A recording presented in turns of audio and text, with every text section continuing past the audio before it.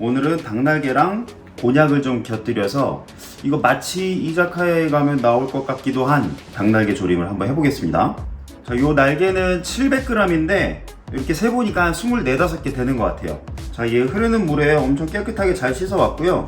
요 냉장 닭이라 뭐 특별히 냄새가 날 것 같진 않지만 혹시 모르니까 야채 다듬는 동안 요 잡내를 좀 잡아줘 보겠습니다. 그냥 소주예요. 나무 소주 쓰시면 돼요.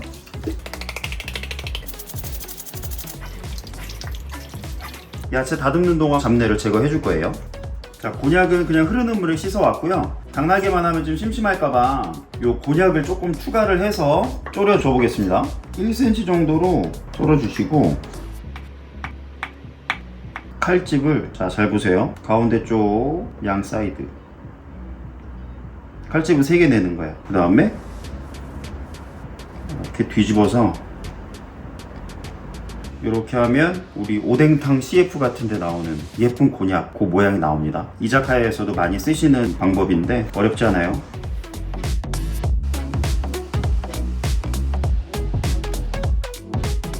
요 곤약은 생으로 쓰시면 냄새가 납니다. 요 그냥 찬물이고요.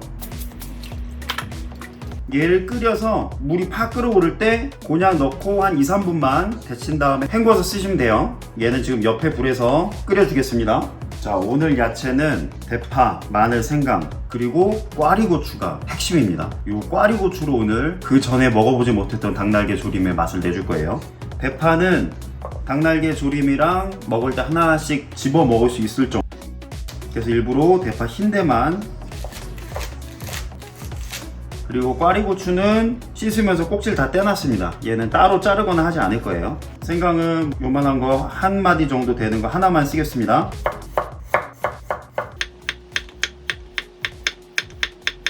아까 소주랑 소금이랑 후추에 잠깐 재워놨던 거 헹궈주고 조림을 한번 시작해 볼게요. 잘 헹궈둔 닭날개,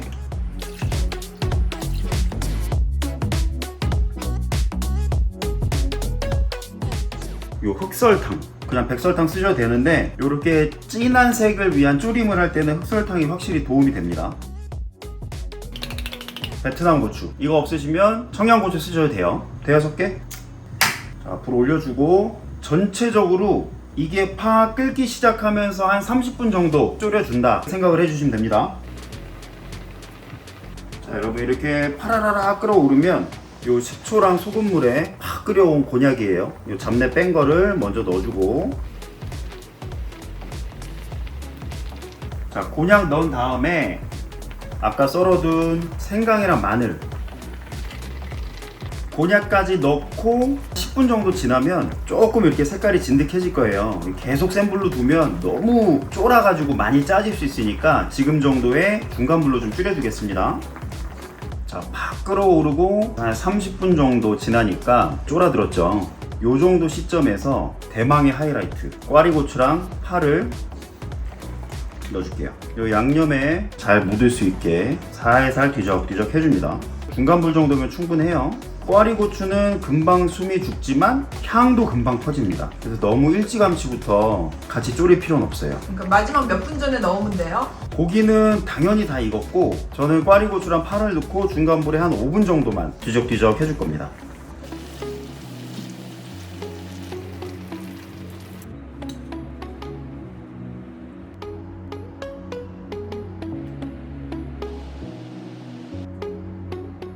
자, 꽈리고추와 곤약을 곁들인 닭날개 조림을 완성해봅니다. 잘 먹겠습니다. 잘 먹겠습니다. 약간 이자카야 스타일의 닭날개 조림을 해보긴 했는데 집에서 이렇게 하시는 분들 많이 없을 거야. 모양 그럴싸한데? 곤약 안에 양념장 다 배었어. 양념 장난 아니죠? 그래서 한 30분 정도는 졸여줘야지 그 맛이 안까지 들어갑니다. 한 번에 쏙 발라먹기. 냄새 하나도 안 나고. 곤약 한번 드셔보세요. 네. 진짜 간이 싹 뺐네? 안에까지.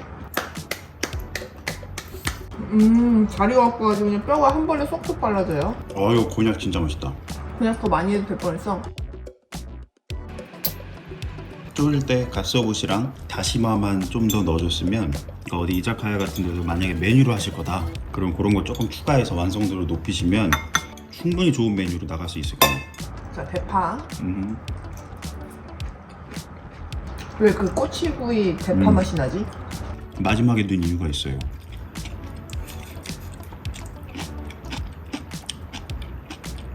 자기는 특별하지만 신기한 능력이 하나 있어. 뭐예요?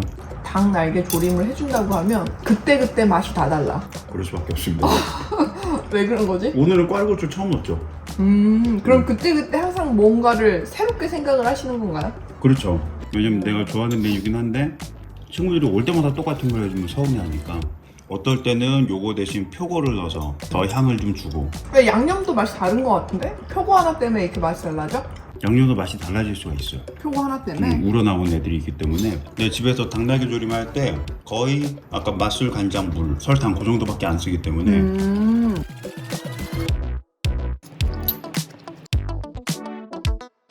밥을 살금살금 같이 먹어도 괜찮을 것 같은데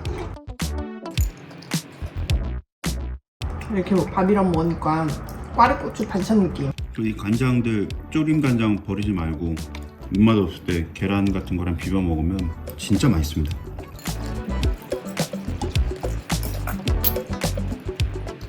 어떤 이자카야에서 도미를 딱 요렇게 졸여 주셨는데 나 깜짝 놀랐거든요. 너무 맛있어하고 근데 그때 내가 야 저거 조림에 일본식 조림에 꽈리고추가 들어가면 예술이구나 그때 깨달았거든. 아 그래서 이제 꽈리를 또 활용해 보신 건가요? 네 그때 생각이 났던 게 있어서.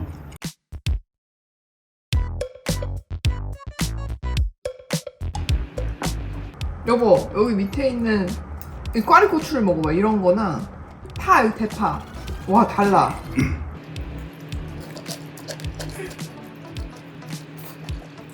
여러분 요식업 관련 책을 많이 읽어보신 분들은 아시겠지만 닭날개나 이런 거 메뉴 나갈 때 꼭 홀수로 주셔야 됩니다. 왜? 모르셨어요? 모르지. 그건 아세요?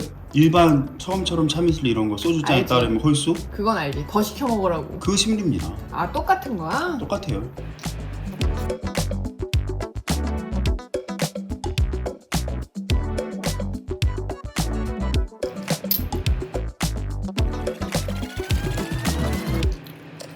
확실히 꽈리고추 마지막에 넣고 살짝 숨만 죽여야 돼. 향을 넣겠다고 애초부터 많이 줘버리면 이 식감이 없어질 것 같아.